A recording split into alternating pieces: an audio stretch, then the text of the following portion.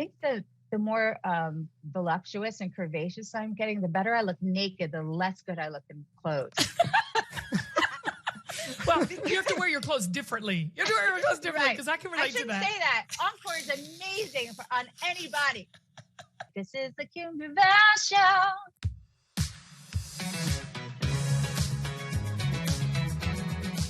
Hey, y'all, and welcome to the Season 2 premiere of LOL with Kim Gravel. Now, look, y'all know this is a comedy podcast where we talk about all the messy things of life and we laugh about it, okay? We're not trying to get all serious with it.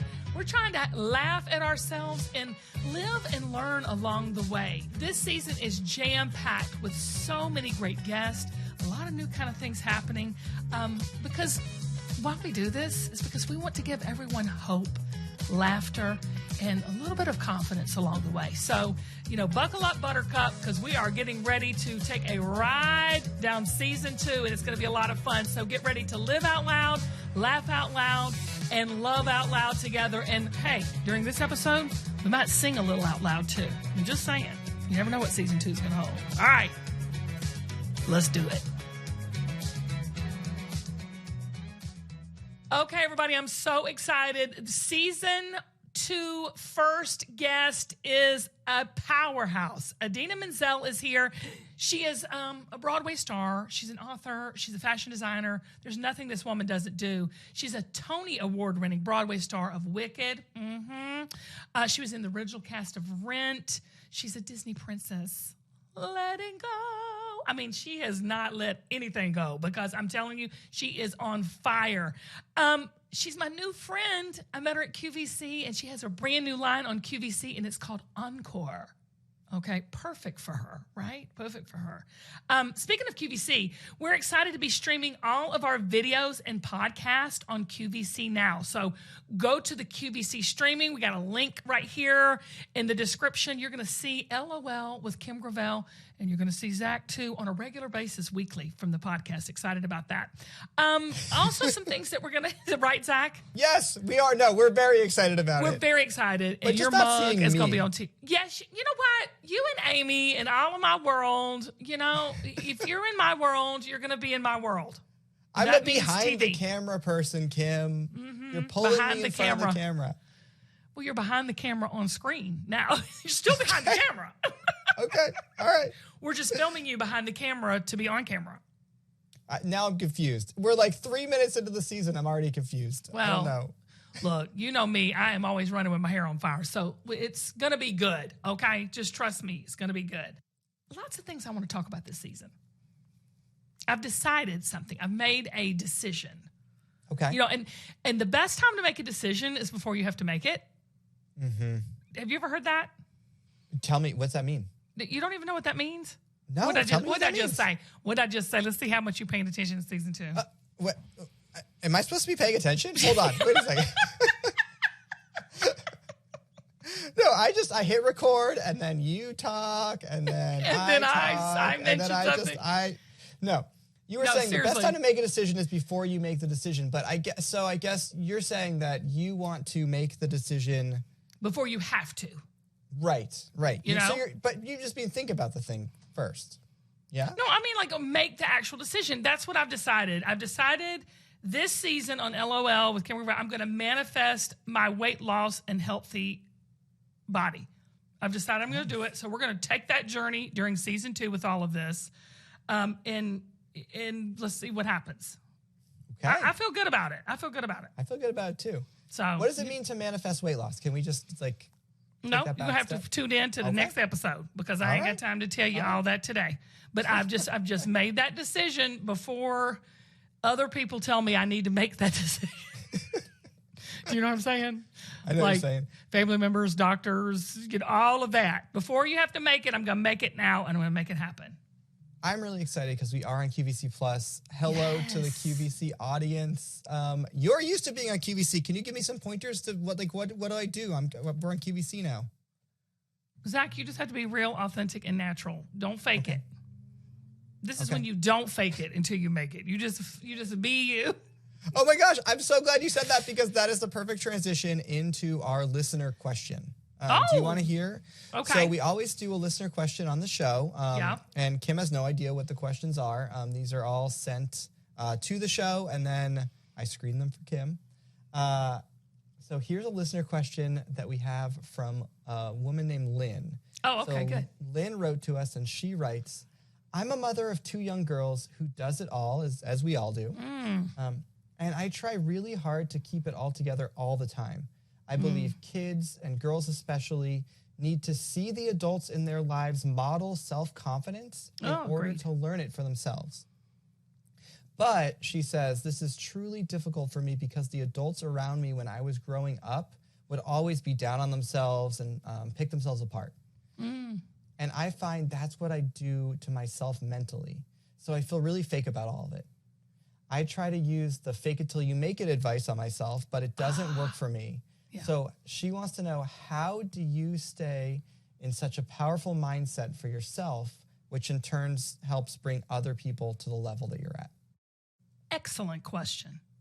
Absolutely excellent question. First of all, Lynn, I want you to hear me really clearly when I'm saying you are doing an amazing job, okay? And probably one of the hardest jobs on the planet that gets absolutely no pay and no recognition and no validation. Okay, so let's just kick it off there, because I'm telling you, I admire you, I love you, you are a shero to me. Okay, but it's a good question because confidence is consistent. Confidence is something that requires tending to, like a garden. Okay, Yes. It's habitual. It's a practice. It's not something you go and obtain and you never have to work at it, or you never have to have it again, or you never have to feed it or water it or anything. Confidence is something that starts with the foundational principle that you are fearfully and wonderfully made. There is nobody on the planet like you. There's no one that has your DNA. You're one of a kind. It starts there. So I think we can all agree, everyone listening to this, including you, Lynn, and Zach, everybody here listening and watching, we can all agree that is a scientific fact. Okay, there's no gray area there, right? So you're one of a kind. You cannot be duplicated. So you start from that foundation and you build from there. And it's almost like a collection process. I say this all the time, and I say this in the book coming up, Collecting Confidence, that I've written. It's something that you gather both externally and internally. And I'm not going to try to do this whole big preaching session on this, Lynn, but it is something that you have already. But just like how you may have muscles on your body, or for some of us, they're hidden between many, many layers of other things. You have to work it out to watch it grow. Okay? It's the same thing with confidence. You already have it inside of you because you're starting off in that foundational principle of being that unique, fearfully and wonderfully made, no one like you point of view. But what we do is we start looking at everything else and everybody else around us to find out, like you said, how we do that. We're looking at mentors. We're looking at social media. We're comparing constantly. And comparison kills confidence. So confidence is consistency, and comparison kills confidence. So what we've got to do is consistently work on ourselves and consistently get rid of the negative comparisons to everyone else. It's not just negative thinking, Zach. So a lot of people think, if I just think positively, all my negativity will go away. Everything I call that toxic positivity. And while being a positive person is wonderful, I'm not so sure how practical and productive it is. So what I want to talk to you about is having a good, healthy perspective of yourself. Now, look, we don't have time to go into this because Adina's in the wings waiting to come on here. But I want to tell you and encourage you, Lynn, that you're doing a good job already, your foundation, you get it. And the fact that you're trying to collect more confidence or work out that confidence muscle in you tells me you're on the right path. And Lynn, You have been collecting this confidence in your life and building this confidence in your life from the very beginning. All of your life's experiences has led you to where you are now. Maybe we need to look at that and what that looks like and see. I bet I could show you in 10 minutes if you called me. Maybe we should do that, Zach. Lynn, call me and let's have a session, because I can show you how every little step in your life you have been pouring into that confidence bank, okay? It starts in the soul. It starts really, really deep. We should do that, Zach. Reach out to her. Okay, let's do it. Lynn, Let's do a confidence session on camera, baby. Hey-o. All right, we love it. All right, and if you want your question answered on a future episode of LOL with Kim Gravel, please give us a call. Our phone number is 404-913-6460, or you can email us at lolwithkimgravel@gmail.com. And when we get back, we're going to be on with Idina Menzel. Let it go, let it go. I love her. Wow.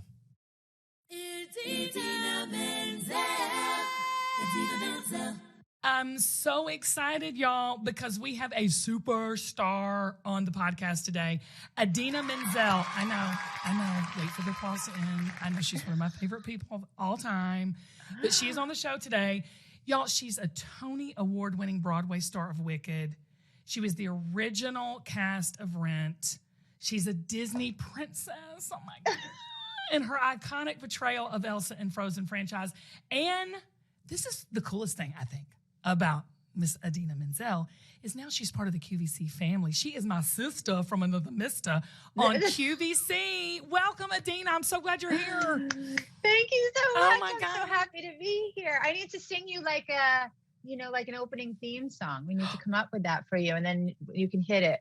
I don't have to be around. I'll just be like, "This is the Kim Gravel Show." You know what I mean? Something. We'll come up with Adina, I something. just peed on myself a little bit with excitement. Now I know we're definitely related, because I have a weak bladder. I knew pee it on the myself day. all the time. That Girl, was before I had a child, not just Oh, after. really? You Before I were had a peeing child. pre-kid? Pre-kids. But I don't know, blame my mom. She jogs and she pees. You know what I mean? It's just whatever. I know. And I used to honestly had a friend back in the day when she was 50. I was like in my late 30s, and I would make fun of her because she would pee. And now Karma. Yeah. It comes back on me. Now it's like a floodgate. So, I mean. Imagine being my wardrobe assistant, we call her dresser, Joby Horrigan, one of my best friends in the world, does every show with me.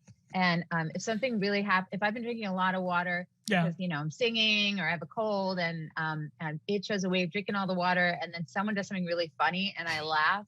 Sometimes I run off stage in a quick change. I'm like, "You gotta get me new jeans." I just beat myself. Well, I can't believe we're starting the podcast off connecting I'm so through sorry. peeing. I'm so classless. No, it's so fantastic. That's how I know you're the real deal, Holyfield. I knew you were going to be so successful in QVC because I said, she talks about any and everything. And you know what? I think you might be one of the realest people in Hollywood that I've ever met. Like, right off the bat, jumping into it. How did you get started? Because there's so much to talk to you about today. But like, I read somewhere you started singing in bat mitzvahs. Yeah, and weddings. Yeah, so I was, first of all, thank you for that compliment. It's the truth. It's my son definitely makes it his mission to keep me very real. And he's 13. We both have 13-year-old boys. Yeah. It's also my gift and my curse, by the way, because I put my foot in my mouth all the time. And I know that as a performer, I know that's important to be authentic and make myself vulnerable, because that's how I can connect with people. On the other hand, sometimes I allow them to see too many weaknesses or insecurities. And then, there's a flip side to that. But anyway, back to bar mitzvahs. No, I was always singing. And actually, my parents got divorced when I was 15.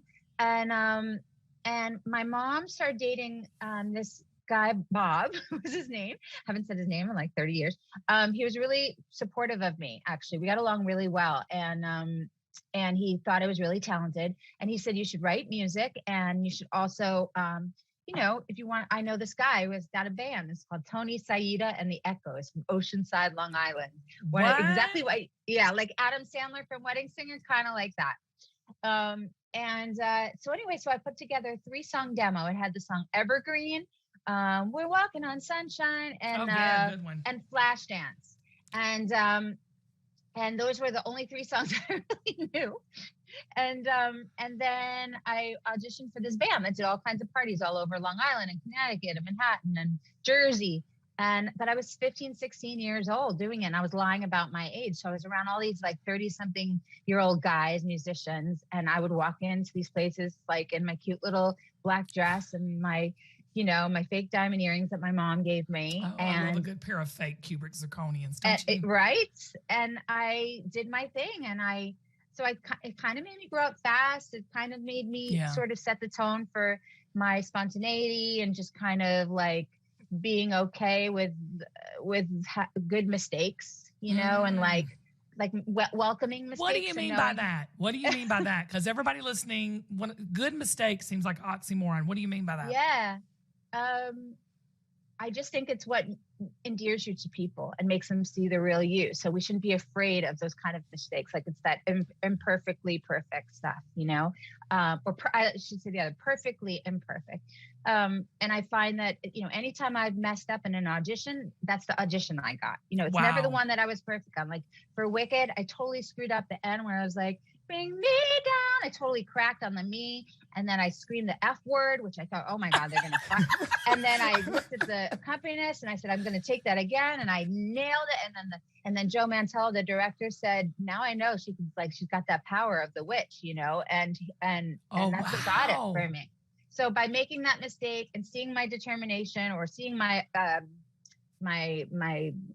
frustration with myself, all exposed me in a way that showed colors that I probably wouldn't have showed because I was trying to be perfect, How old were you when you were auditioning for Wicked? What was your age at that point?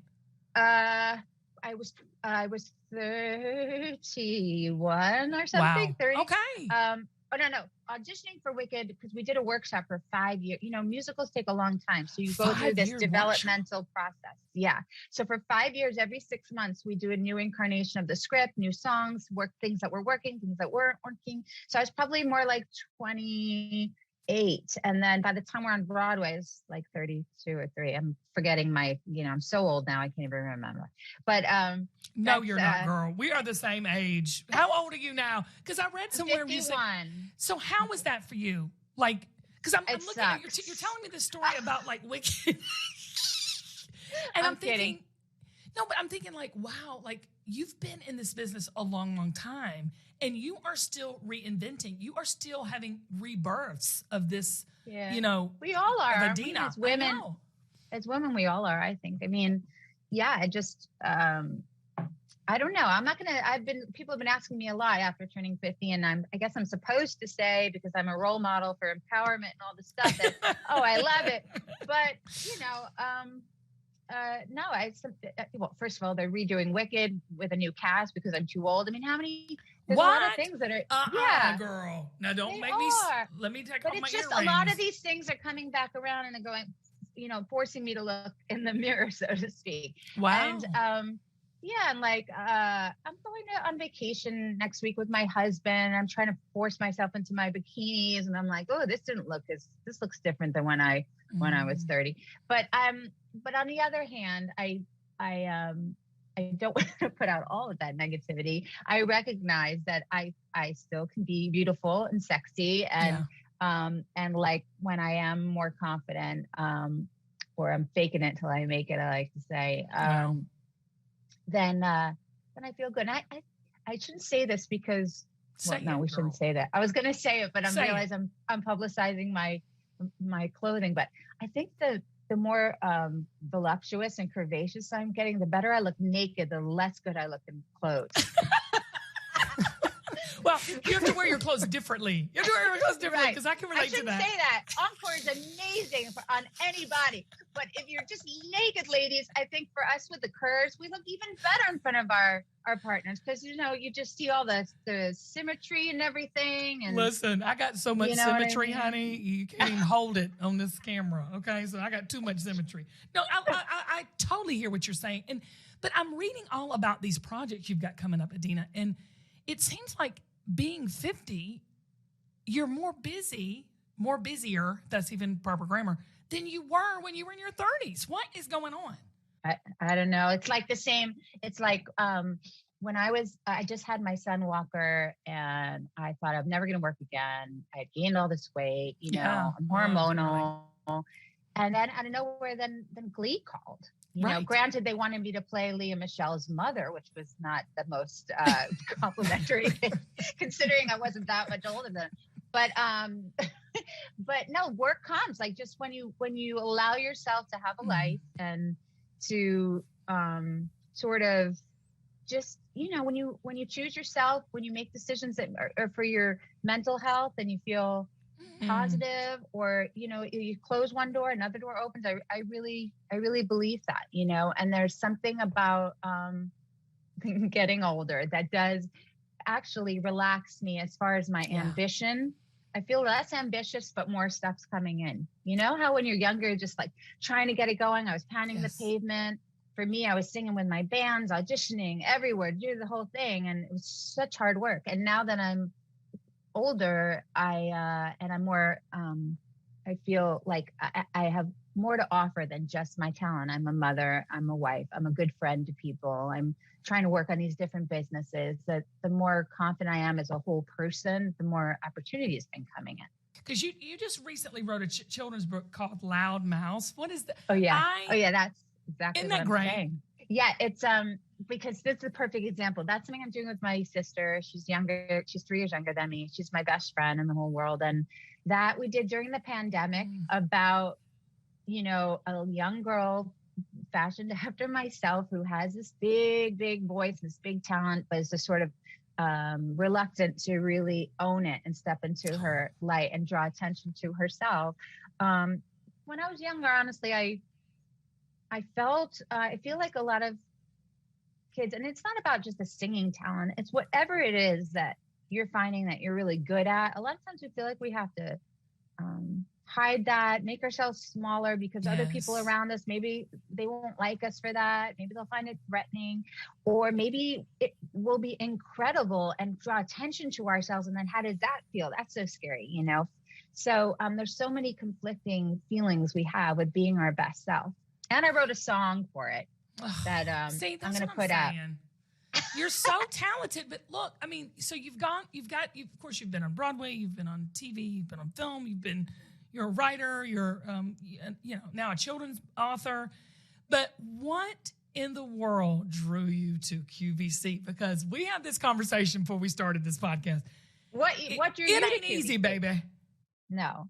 But what drew you? Because I've just been watching you, and then I try to copy. No, girl, don't do that, please. I loved it because I, like you said a great word earlier when you said connecting. I think I'm a girl's girl, and I know you are too.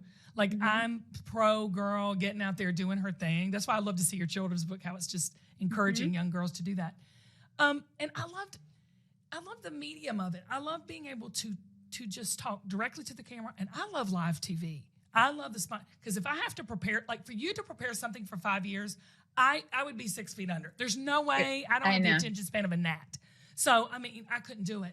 But that's what I loved about it, the creativity, the direct contact with, our girls sitting at home watching. What about you?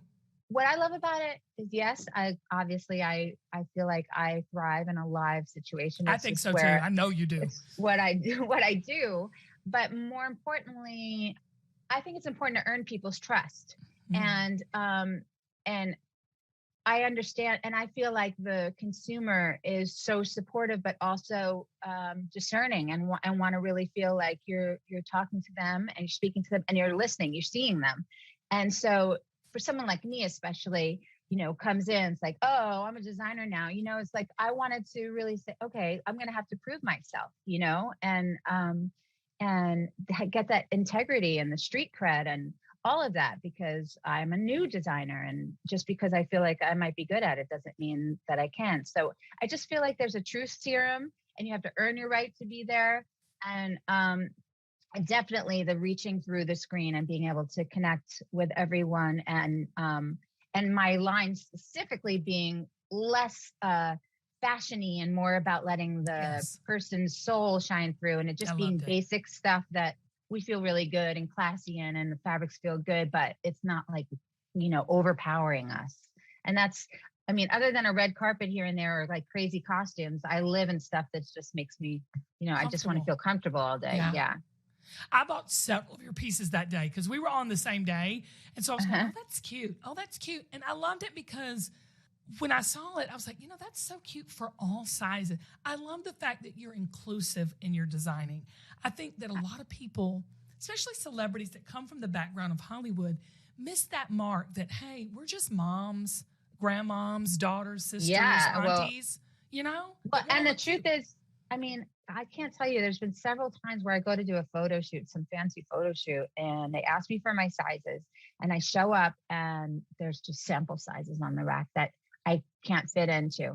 And they're like yanking it in the back, like, oh, it's okay, we'll just like put a clamp on. I'm like, how am I supposed to feel sexy and beautiful with this whole thing, And so it's and So you get there's it. just yeah, and it's just like, I don't know. So, and what about like day to day? I mean, who you want elastic waist or stuff so you can have a meal and not feel like I'm going on vacation with my husband. I'm just waiting from the beginning of the vacation to the end. Things need to fit me, Elastic is the best invention ever. I don't even care if a dude invented it. Bravo! Like I don't care who invented it, who designed it.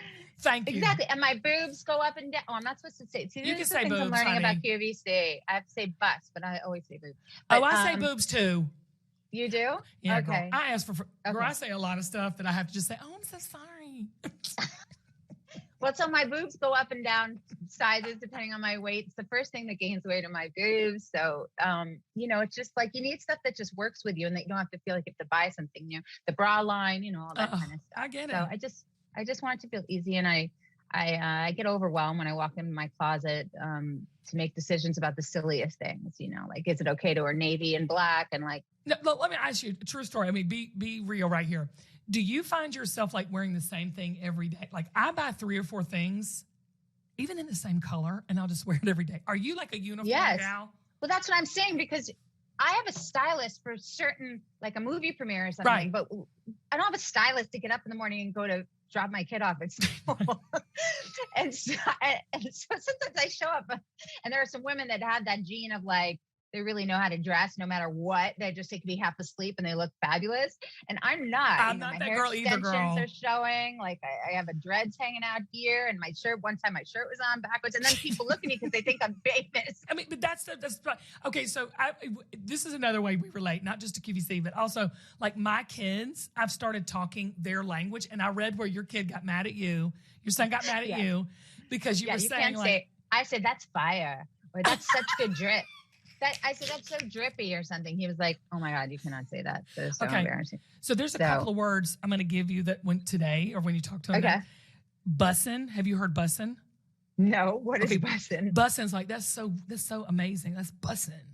Okay. Where does that come from? I- What is the etymology of that word? From Bussin'. out Tavo. of their pie hole. Who knows Tavo's what? here, Mike. Does he know bussin'? bussin'? Where does it come from? He doesn't know. He's cute and young, but I don't know. Okay, He tell got him- set ask up with him if my he knows this technology one. here. No Yeah. cap. Ask him if he knows No cap, I know. No Okay. lies.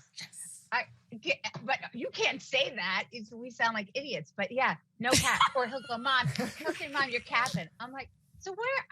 I love language. So it's like, what does that mean? So What does is that mean? capping like capital letters wrong, or does it mean capped like a bad thing, like with like guns? I Or- don't know. I don't know what it is. Well, Yeah. there's a new one I heard last week. I said, "Oh, I'm going to tell Adina this when I read, that your son doesn't." That's scrunchy, which is Scrunchy. scrunchy to me is a scrunchy, back It's from the 80s, scrunchy. right? Yeah. So scrunchy means like that's shady. It's shady. Oh, shady. Okay. So I mean, Suspect. I don't know. Suspect might be or 90s. what was it? I don't even know. Sus. They say sus. Sus is cool? Yeah. Okay. Sus is cool. Oh my gosh. Don't show Walker this. He's at camp. He's at summer camp right now. If he found out I was doing this, he'd kill me. That's it. He would leave you. He would say, "That's it. I'm out, Mom." It's total embarrassment.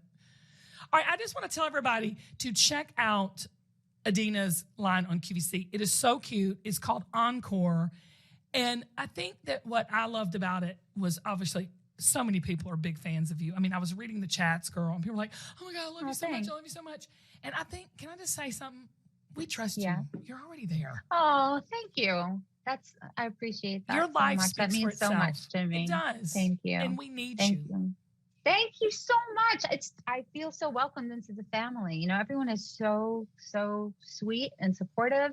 Everybody's got really great advice. It's a nice place to be and to work. And yeah, I want people to be proud. So thank you for saying that. I'm serious. Really. And the encore thing, you know, it's a showy name because I'm from the theater, but I truly believe that, you know, encores are about when you do a great job for me on stage and people see you and you've connected with them and you made them feel something and they want more of you and you get to, you know, a second shot, you know, get to sing something else. And so everyone should have like their own encore, you know, and whatever it is. I love that. And I really believe that. Because I think I heard you say on camera that day on air when you said, you know, like we can be the stars of our own show. I mean, you said something to that effect. And it really resonated with me as a mom of 2 kids in her 50s. You know, we're all hustling out there. You know, moms do it all. You know, for me, you know, being an older mom, you know, I have play dates with people that, you know, in their 20s. You can't call them play dates. Oh, I know. You can't.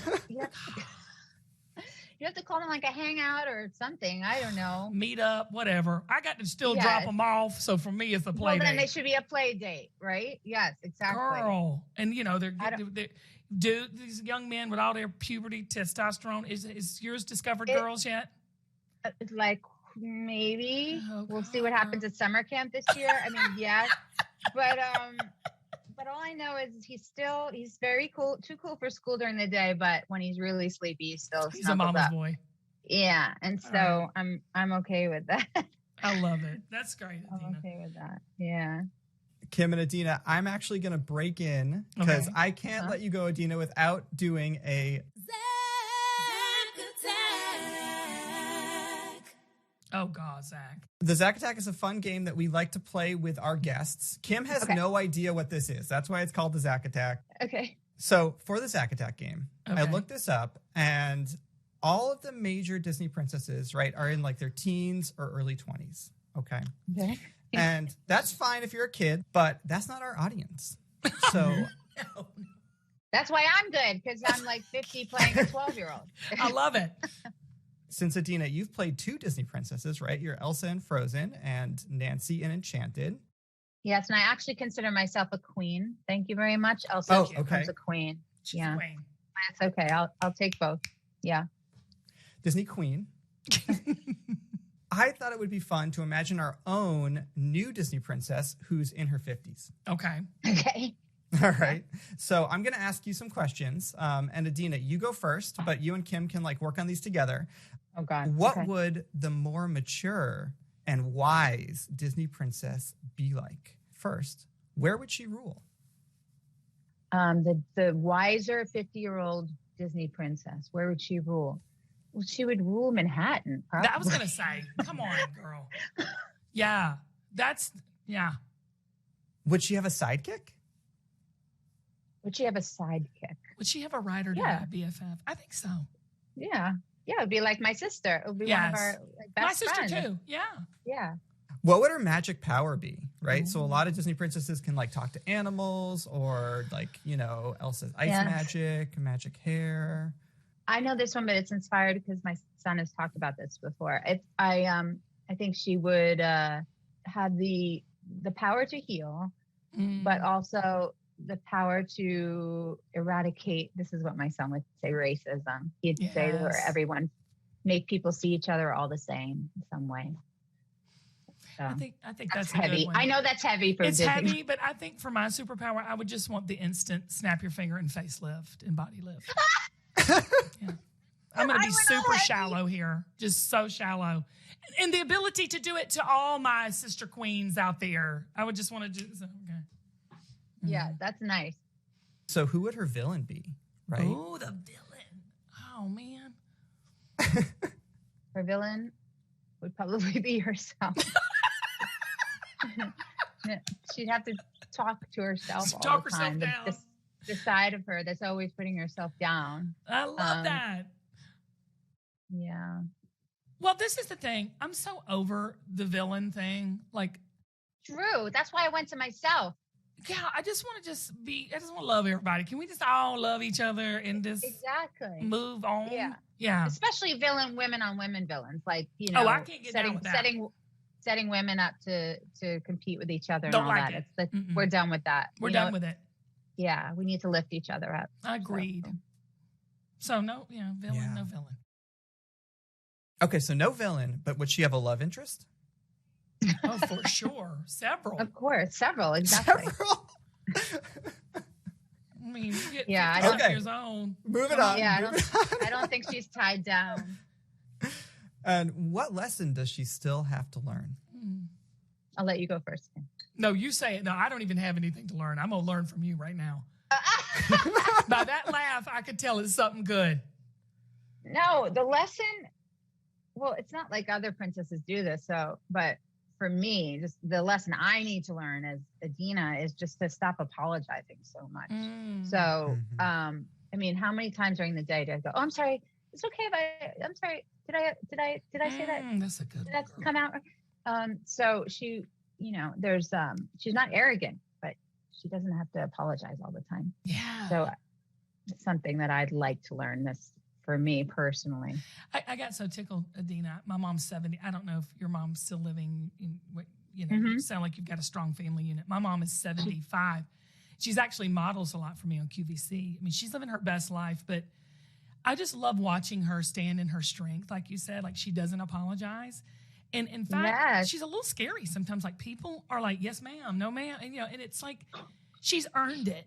You know what I mean? Yeah. She's earned it. I love that. My mom should model. I would love to have my mom. They can do Adina, that? she would love it. And your sister, too. My sister's my Yeah, backup guest. 3 of us? Yeah. Oh, people. Okay. Oh, I just got cold chills. That means yes. I did. I just got cold chills all over my body. People would love to see that. You know what, Adina? I think it's because you couldn't be as strong as you were without some kind of legacy or lineage from another strong woman. I think that's God. My mom always, her saying is like, you can mess with me, but don't mess with my kids. And she doesn't use the word mess, but yeah. I love her already. Okay, tell her, what's her name? Helene. Helene, I expect to see you on QVC. We're working it, sis. Okay. Oh, I'm serious. Do it, Adina. Do it. Okay. People would love that.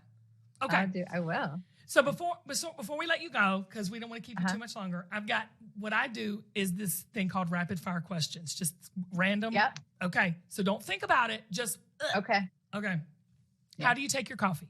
With a little bit of milk. Oh, no sugar, no nothing. Black with a little milk. Not lately. Good for you. I need to take a page out of that. I'm trying not. What song do you have that you sing along to when you hear it? Like a U2 song, like Sunday, Bloody Sunday. Yes, girl. We are in our 50s. What favorite TV show are you watching right now?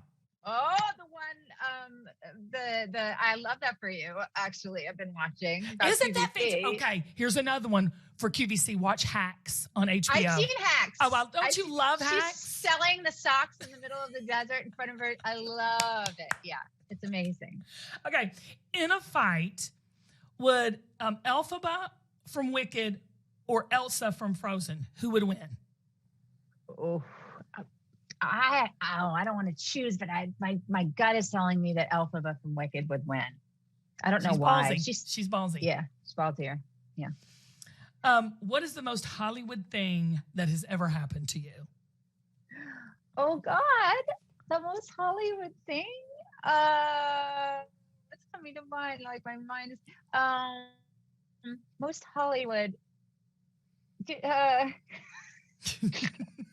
Hold on. Oh gosh, We're be a not- good one. we're not That was a live. snort laugh. That was a snort laugh. Oh, okay. Okay. I know. I brought my sister to the first time I ever went to the Oscars was when I had to perform Let It Go. And so I brought my sister as my date.